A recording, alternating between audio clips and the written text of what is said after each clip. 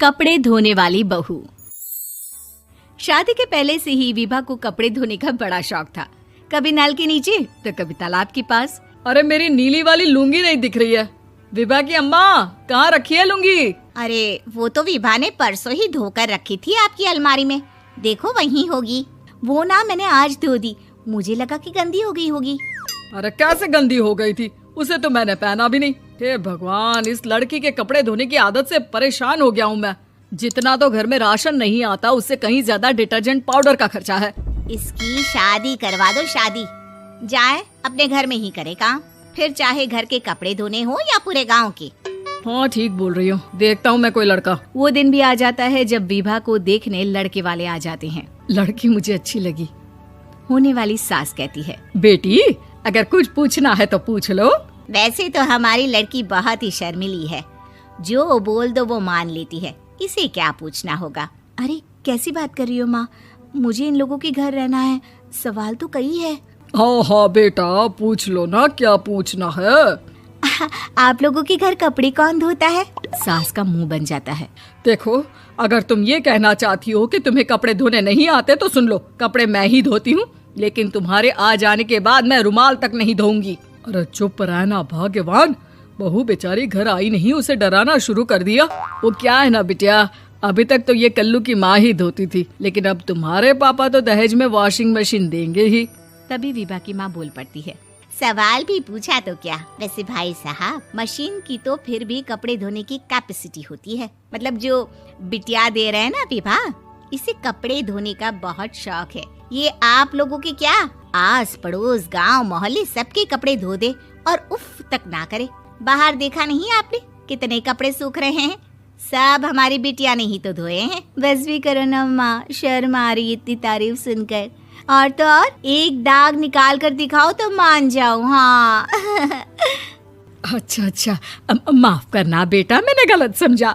हमें तो रिश्ता बहुत पसंद है। और ऐसे जुड़ जाता है रिश्ता कपड़े धोने का शौक रखने वाली विभा का। उसकी शादी हो जाती है कोयला फैक्ट्री में काम करने वाले कल्लू के साथ। शादी के बाद अचानक विभा चिल्लाती हुई सास के पास आती है। सासू माँ, अरे सासू माँ कहाँ है आप? ये तो धोखा है, धोखा दिया आप लोगों ने मुझे। इसे ससुर के चक्कर के बारे में पता चल गया।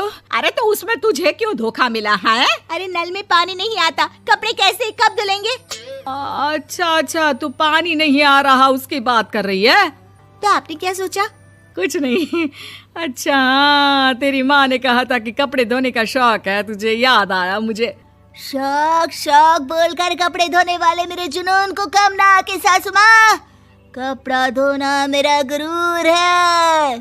तभी पति भी वहाँ आ जाता है। अभी मैंने इसे सनी देओल की फिल्म दिखाई है, उसी के डायलॉग मार रही है माँ। अच्छा सुन, साफ बता रही हूँ, पानी सुबह 4 से 6 और शाम को 10 से 12 आता है, समझी? विभा टाइमिंग सुनकर हैरान हो जाती है। ये क्या भूतों का मोहल्ला है? सुबह 4 बजे उठकर कौन कपड़े धोता है? 4 बजे टंकी में पानी जाता है, फिर सारा दिन धोना ना, किसने मना किया?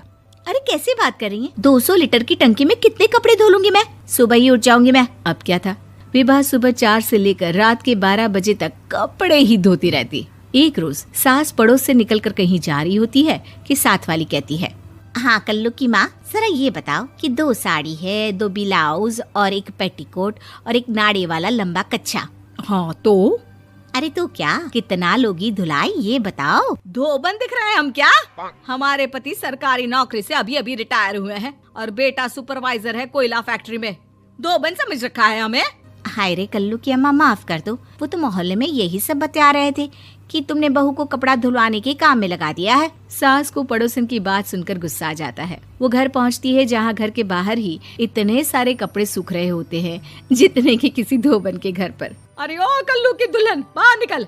माँ जी यहीं आ जाओ, बाथरूम में चादर धो रहे हैं हम। अरे अभी हम धोते हैं, तुमको बाहर निकलो। ये आस पड़ोस वाले बोल रहे हैं कि हम बहू से कपड़े धुलवा कर उसे कपड़ा धोने वाली बना दिए हैं।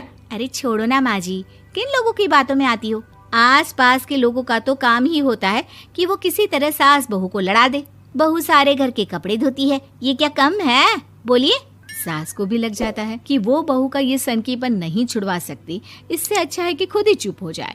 एक रोज सास और बहू मंदिर जाते हैं, जहाँ सास की साड़ी वहाँ खड़ी भीख मांगने वाली से मिलती है। माँ जी क्या बात है, आपकी साड़ी उस भिखारन से कितनी मिल रही है ना? हाँ हाँ देखो तो दोनों की साड़ी मिल रही है। क्या बात है कल्लू की अम्मा, तुम खुद को तो अफसर की बीवी बताती हो और ऐसी सिंपल सी प्लेन साड़ी पहनकर घूमती हो।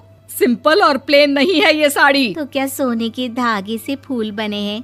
कुछ भी सासू माँ, कुछ भी। हाँ बने थे इस साड़ी में सोने के धागे से फूल। मेरे पति लेकर आए थे मद्रास से स्पेशली मेरे लिए 10,000 की। ताहे भाई साहब इस भिखारन के लिए भी सेम टू सेम साड़ी लेकर आए होंगे 10,000 की। सास उस वक्त तो कुछ नहीं कहती, लेकिन बहू के साथ घर आती है और अलमारी से एल्बम निकाल कर लाती है। ये साड़ी देख रही है, ये वही साड़ी है जिसे मैंने अभी पहना था। इस साड़ी में ये जो चमकदार फूल दिख रहे हैं ना, ये सोने के धागों से काढ़े गए हैं। लेकिन तू लोकल वॉशिंग मशीन ब्रश से घिस घिस कर सारे फूलों को निकाल कर साड़ी प्लेन कर दी। मुझे माफ कर दीजिए सासू माँ। और तो और, जब मैंने तुझे तेरी गलती के लिए कुछ नहीं कहा, लेकिन तूने तो सबके सामने मेरा मजाक ही बना दिया। क्यों? बहू को समझ में आ जाता है कि अब से उसका कपड़े धोना बंद।